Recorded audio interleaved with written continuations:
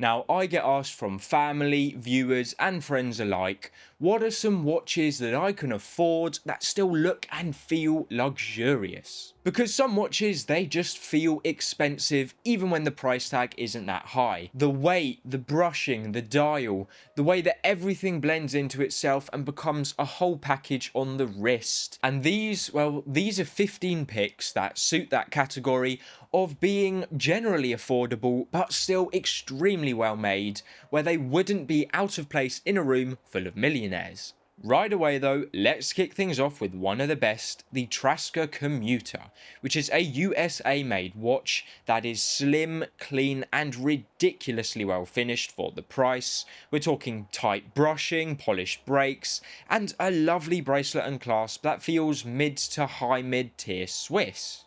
On wrist, it feels like an OP style daily and wears stupidly expensive for the stupidly inexpensive price of $529. Our next pick is the second hour Mandala MK3 from Australia, which has a guilloche style dial that just does all the talking, and the case and bracelet tolerances, I mean, they back it up.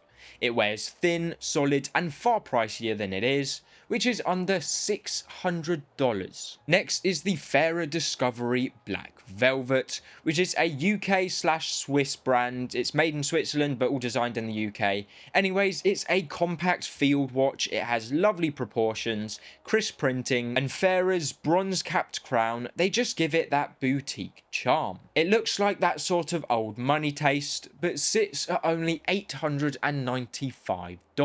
Next is the Santorin Novus, another micro brand, and this one, well, it has a sunburst dial that glows, tidy casework and a neat semi-open caseback for personality without pretense.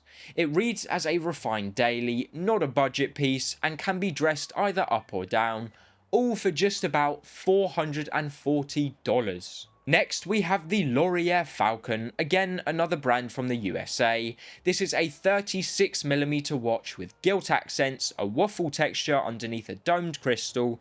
I mean, just pure vintage cheek with modern solidarity. It's Explorer coded elegance for $499, about half of what the looks would suggest. Next is the Smith's Everest, another UK-based brand.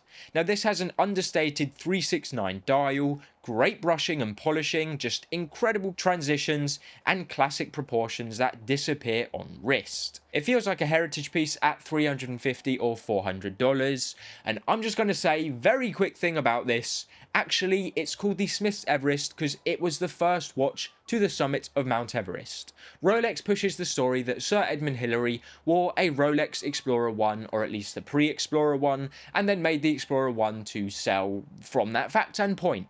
But he was actually paid to bring one to the top, yes, but he had that Rolex in his pocket because he trusted the reliability of a Smith's Deluxe, not the Rolex. Next up is the Venezianico Arsenal 40. This is an Italian brand, and I mean, come on, an integrated look, sharp vertical dial striping and crisp bevels that catch light like just something far pricier.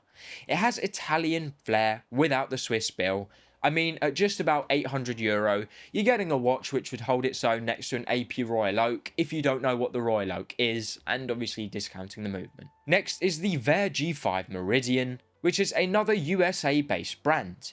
This is a ceramic bezel popping GMT with just great functions. I actually have been hands-on with the metal bezel, which is why I have footage of that, but it does come in ceramic as well, and it has rugged finishing that oozes that luxury tooly watch, and even comes with both a bracelet and a tropical rubber strap, giving you some variety, and still stays under $1,000. Next is one you all know, and that is the Orient Bambino. This is of course a Japanese brand, and it has a domed crystal, sunburst dials, Delphine hands, classic dress cues that just punch way up on camera and in person, and a timeless look at about $200.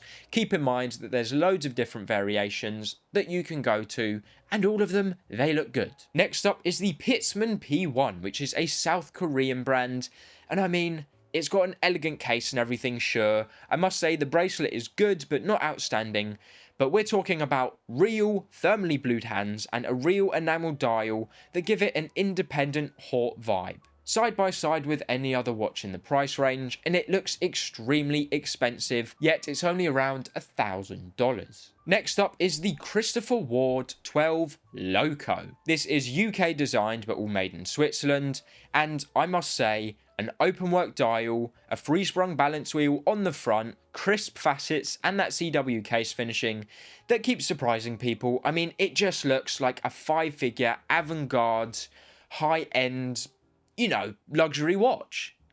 And though, yes, it is by far the most expensive watch on this list, actually being in that luxury range of about 4.2 grand, it's just insane what you're getting. I mean, this is haute horology that you could easily pass as being 20 or 30 grand if someone doesn't know the brand. Fully in-house movement, absolutely gorgeous, 144 hours of power reserve. It's just a treat. Next up is the Frederic Constant Classics Index, which is another Swiss brand. Now this has a polished case, clean silver dial and tasteful markers. It's straight up Swiss dress watch energy, and it always reads as more expensive than it is, being $600 to $800, but often on sales for a little bit less than that. Next up is the Monbray MB2 series, which is an independent brand with wildly good dials. I mean, they've got like dual steel textures and very deep finishes, with thoughtful applied markers and boxed sapphire crystals. It has that boutique feel, but it comes in at a beginner's price at around $650.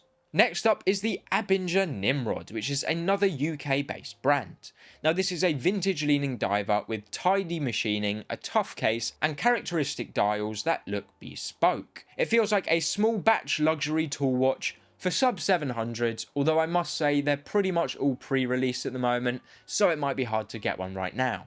And last but by no means least is the Anders & Co AC2 Vulcan from Sweden. This has an ultra slim case that wears like jewellery with striking dial options that flash like gemstones.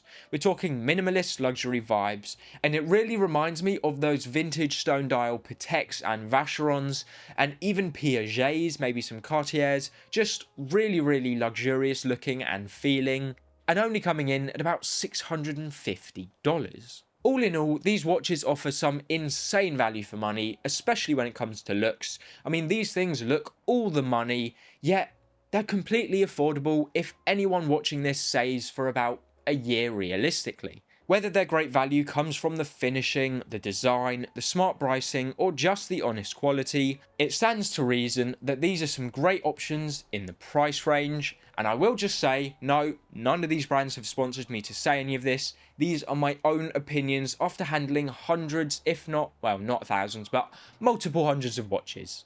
I'm talking about Patek Philippe, Audemars Piguet, Vacheron Constantin, all the way down to Casio. I've handled everything, and these, I think, are some of the best value. And with that, never forget, time keeps ticking, so use the time you have wisely.